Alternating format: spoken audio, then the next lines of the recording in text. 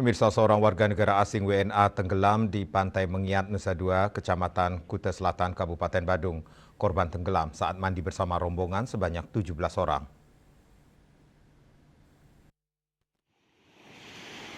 Korban diketahui bernama Sinisa Bilanovic, 57 tahun, berkewarganegaraan Republik Serbia.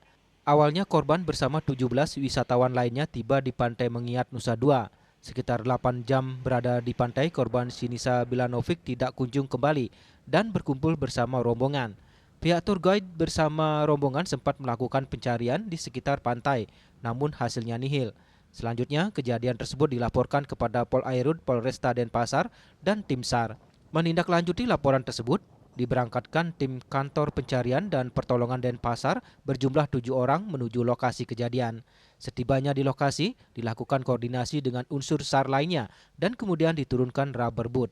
Kadek Perdana Yase selaku koordinator lapangan mengatakan setelah melakukan penyisiran, akhirnya korban ditemukan terdampar dengan kondisi telah meninggal dunia.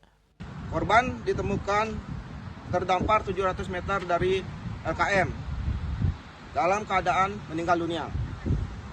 Selanjutnya jenazah dibawa ke RSUP Prof. Ngurah Denpasar dengan menggunakan ambulans Balawisa Kuta Selatan. Raiswantara dan Angkat Wirawan, Bali TV.